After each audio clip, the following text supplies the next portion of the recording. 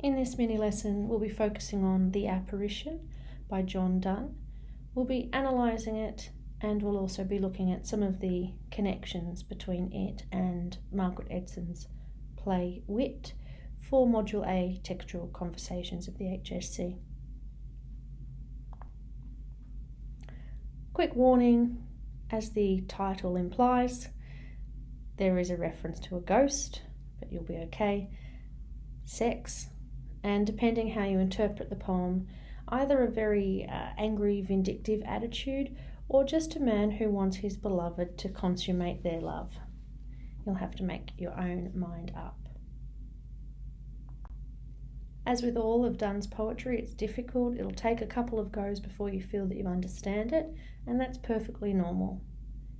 So the structure of this, or the form rather, is a dramatic monologue, which just means it's spoken by a character who is absolutely not the poet. So it's fictional, it's been imagined. 17 lines in total, and it's important that you note that they're irregular. So some of them are short and some of them are long, and that's to give it this feeling of a feverish, angry outburst, because that's how we speak when we're annoyed and angry. We don't speak in a calm and measured way, though we should, of course. But the use of the enjambment there, the run-on lines, without pausing, goes over each line over and over and over, makes the whole thing feel like a rant. You can see too, we've got some rhyme scheme: A, B, B, A, B, C, D, C, D, C, E, F, F, E, and then G, G, G, the last three lines, though the syllables are different. So it's irregular. Okay, so we're going to do the first reading, and we're going to read the original version. This is the version you need to quote from, and it's the one that's got the strange spelling and the strange phrases.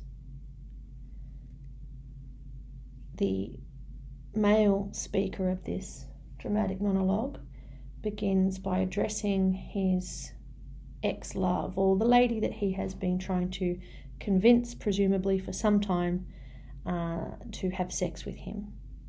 He says, "When by thy scorn, O murderess, I am dead, and that thou thinkest thee free from all solicitation from me, then shall my ghost come to thy bed, and thee, feigned vestal, in worse arms shall see. Then thy sick taper will begin to wink, and he, whose thou art then, being tied before, will, if thou stir or pinch to wake him, think thou calls for more, and in false sleep will from thee shrink. And then, poor aspen wretch, neglected thou, bathed in a cold quicksilver sweat, wilt lie a verier ghost than I. What I will say I'll not tell thee now, lest that preserve thee, and since my love is spent, I'd rather thou should painfully repent, than by my threatenings rest still innocent." So when I read that, I couldn't help but point my finger accusingly at the subject of the poem and shaking my head in a way that felt angry and bitter. And that's testament to how well constructed this work is.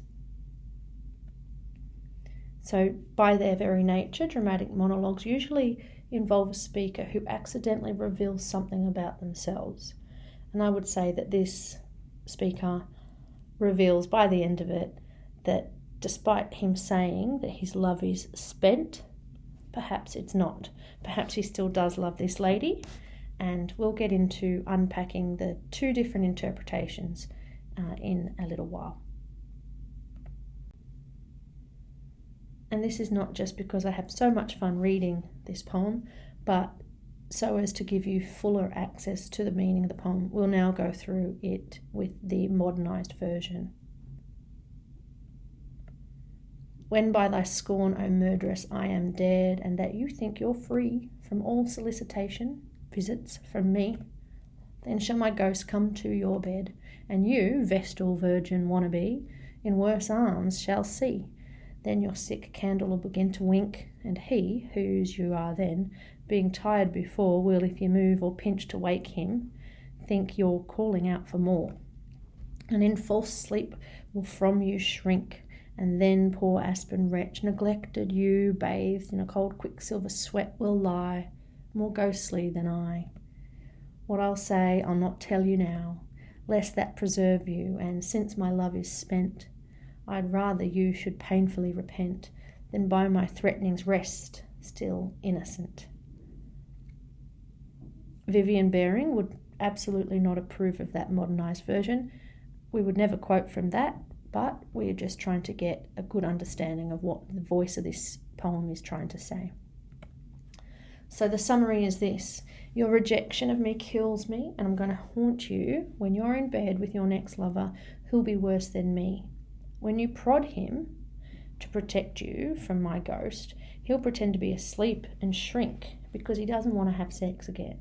And you'll lie in a cold, sickly sweat rejected. You'll be more ghostly than my ghost. I won't tell you what I'll say to you then, and it could lead to your eternal damnation, because I want you to repent and undo the crime, which was to reject me, by accepting me as your lover. Okay, we're now going to unpack the poem line by line, more or less.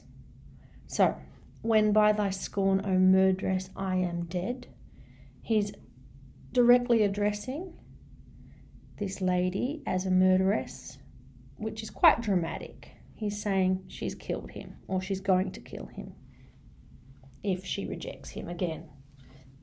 Implies that he has been rejected a number of times by this woman.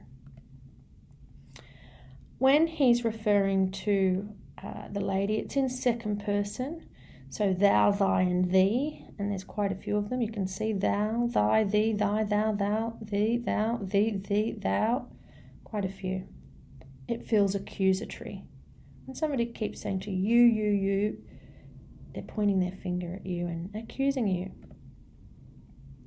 This is interesting. The reference to the feigned vestal, that little phrase there, has led to two very different interpretations of this poem.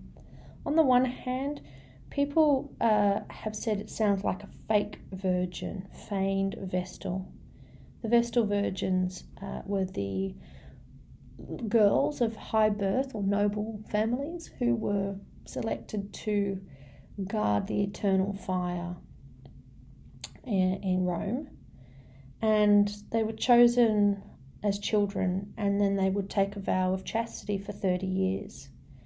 And so some people see it that he's accusing her of being a fake virgin, like that she's actually a promiscuous woman that's been out there pretending to be virginal.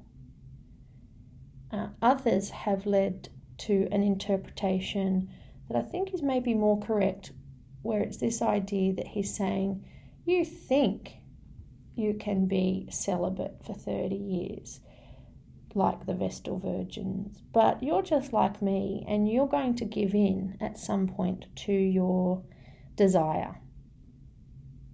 And it has quite a different ramification for the end of this poem and the way people read that too, depending on whether you think he's saying she's a fake virgin or she's a try-hard Vestal Virgin, somebody who thinks she can be celibate for 30 years but actually can't.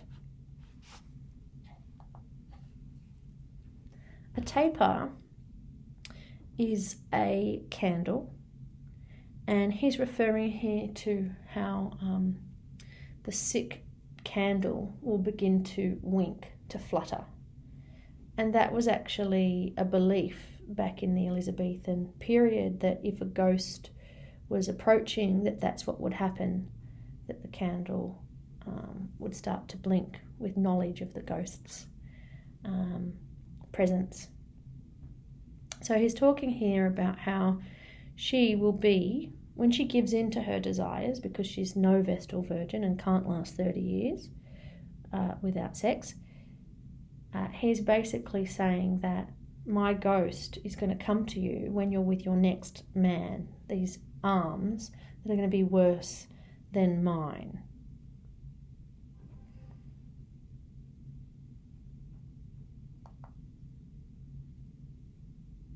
Here we see the new man who is tired, who's pretending to be asleep, false sleep, and who shrinks as well, which again, depending on your interpretation, could be a reference to his genitals shrinking because he's not got it in him. And then he says that after this new man has pretended to be asleep, that she will become this poor aspen wretch. So that's metaphorical, and an aspen tree is one that is very weak. Its branches are very easily swayed in the wind. And aspen also means kind of polar and icy, cold, miserable. And he says that she will be neglected.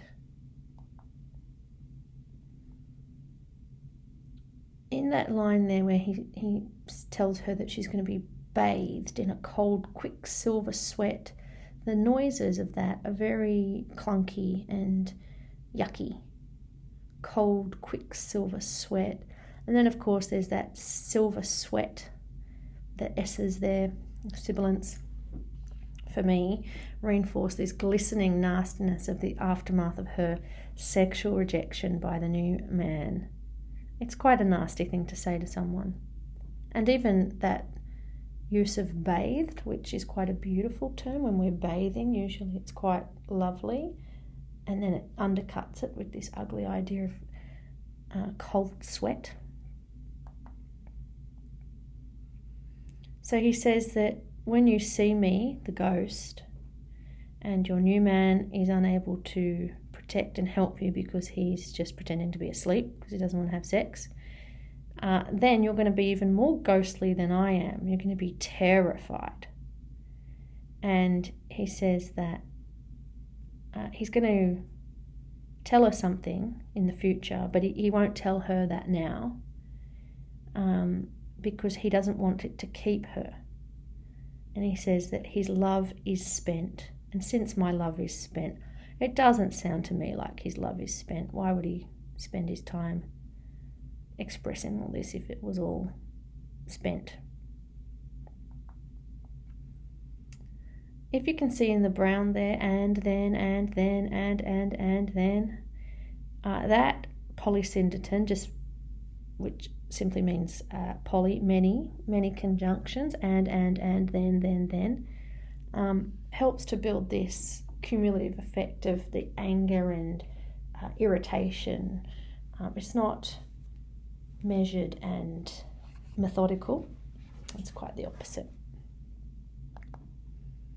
The end there, I'd rather thou should painfully repent than by my threatenings rest still innocent, suggests that the only way this woman can remain innocent is by killing. The only way she can remain innocent is by giving in to him. And that she needs to accept him as her lover.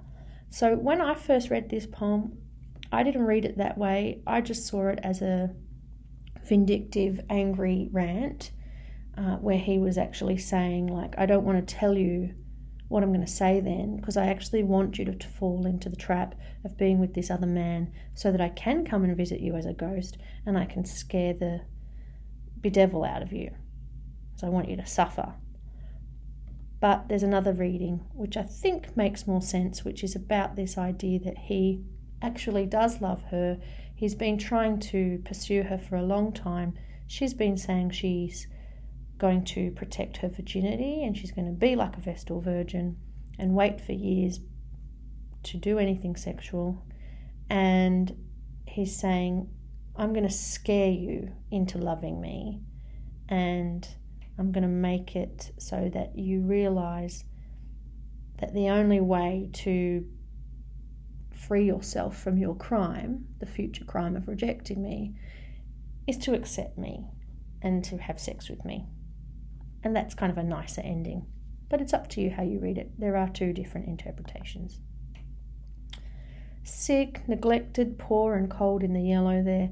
This is just ugly stuff. It's the language of illness and suggesting that, if she doesn't accept him, her future is going to be miserable and awful. A few easy links to context include this idea that a man would be killed by his lover's rejection. That was a popular Elizabethan cliche. A lot of texts dealt with that idea. Both the Elizabethans and Jacobeans believed strongly in the supernatural, so the idea that one might haunt someone after their death was not hugely unusual. Also, this idea of virginity as a virtue, that was a firm belief in Donne's time, and the subject of this monologue has rebuffed the speaker because she wants to retain her virginity. We sort of infer that from the opening couple of lines. And there's also a classical reference there to the Vestal Virgins of Rome. We'll now turn our attention to the resonances and dissonances between the apparition and wit.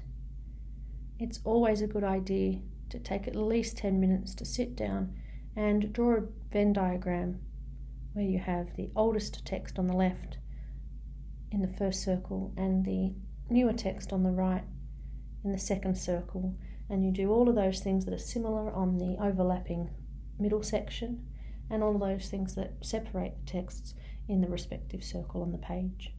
It helps you to come to deep insights about interesting ways that the texts either converge or diverge. Here are a few, and there are more. So the apparition centres around a male voice, and it's a male who is preoccupied with a woman who has presumably rejected him. On the other hand, wit is about a female protagonist who has rejected everything in life except Donne's poetry and her academic role as a professor of English literature. Both composers, despite the many years between them, appear to acknowledge the possibility of a realm beyond this worldly plane, that there's an afterlife of some sort. The apparition focuses on a frightening imagined afterlife where his ghost comes to haunt her, whereas wit ends with, I believe, Vivian's ascendance into an afterlife that is actually quite comforting and beautiful. To me, it's as though she's being freed from her bodily constraints and the pain. The stage directions read, Vivian steps out of the bed toward a little light. The instant she is naked and beautiful, reaching for the light, and then the lights go out.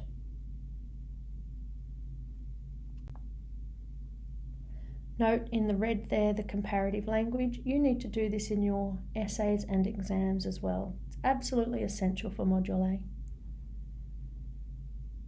Whilst the male speaker of the apparition directly confronts his unmet sexual desires, wit is more or less sexless, presumably because Bering has been preoccupied with being an academic. When she's asked, are you having sexual relations, she answers dryly, because she's funny, not at the moment, as in not right this second. Like the speaker of this dramatic monologue, Bering expresses, though in a less direct way, her struggles with personal relationships. During a flashback, Professor Ashford suggests that Vivian use her intelligence. I love this bit. She says to her, don't go back to the library. Go out, enjoy yourself with your friends. And because the play is called Wit, and it is all about what intelligence really means, the fact that Ashford says, use your intelligence, that she's a smart girl, go and do something fun, go and be social, shows that Vivian was unable to use that part of her social intelligence. And then she has this little flashback where she remembers how, on that day when Ashford told her to go and have some fun, go and be with friends, the sun was very bright. I walked around past, there were students on the lawn talking about nothing, laughing. The insuperable barrier between one thing and another is just a comma. She's having a think, she's having this moment, an epiphany. I just couldn't. I went back to the library. So she tried to go and mingle with the other people at the university, but couldn't. And for somebody who is so articulate and intelligent academically, the way she speaks there with the hesitation is a signal of her growing understanding of where her flaws have lied in her life, but also the difficulty she had with just what other people take for granted, which is just going and talking to other people of your age in a quadrangle or something. Both texts include women who wish to retain something that's important to them. Presumably the woman in Donne's poem wants to retain her virginity, whilst Vivian does make a pretty solid attempt to retain the sense of superiority she achieves from her academic position. She does have to give it away eventually, but initially she keeps harping on about her role and what she does and how she's quite the best and so forth. Unlike the speaker of The Apparition, who shows no insight or emotional growth, and that's probably because it's a very short, sharp piece, Vivian does see the error of her ways, and she makes a significant change by the end of that play. Both the speaker and Vivian are focused on their own emotions. It's a bit harsh perhaps, and not something you'd really write in an essay, but I'm just trying to draw out some similarities. Neither of them are servant-hearted. They're not really, especially in the first half of Wit, thinking about other people. They're thinking about their own achievements and their own desires, although Vivian comes to be better at that towards the end. If you'd like more HSC English resources, please head to the link in the description below. And if you found this useful, please subscribe, because I'll be uploading a few more videos about the rest of Donne's poetry in the next coming week.